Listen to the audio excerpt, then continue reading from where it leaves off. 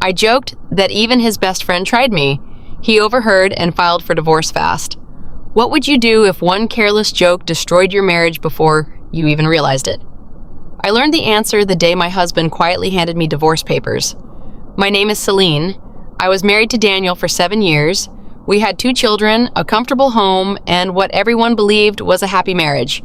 Daniel was dependable, patient, and endlessly loyal. I used to mistake those qualities for weakness. I craved attention.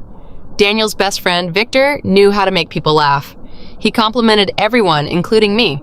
At first it was harmless teasing, but I enjoyed the attention far more than I admitted. Instead of appreciating my husband, I started making jokes at his expense. One Friday evening, we were having dinner when Victor's name appeared in our family group chat. Without thinking, I laughed and said loudly, "Even Victor admitted he would have dated me if I'd met him first."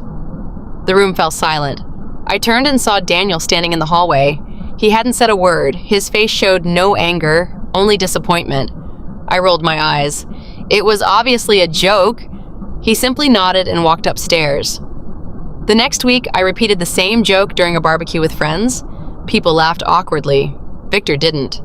He stared at the ground before quietly saying, "That's enough, Celine."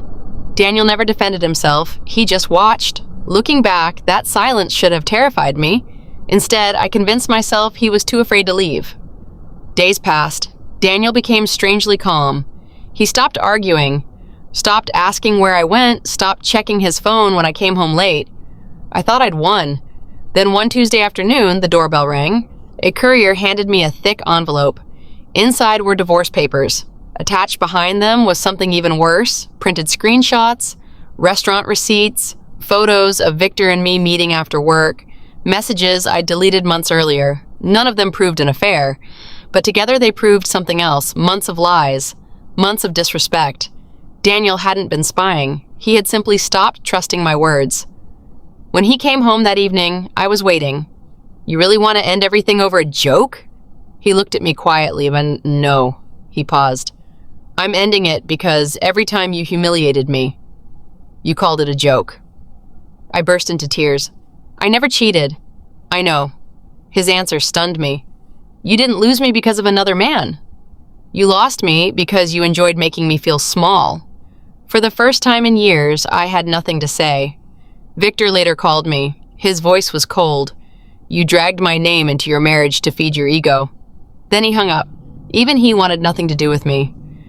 3 months later, the divorce was finalized. Daniel received primary custody because he had already arranged the children's schools, schedules, and home.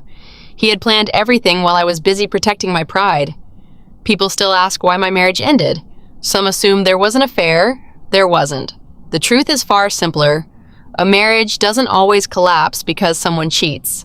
Sometimes it ends because respect dies long before love does.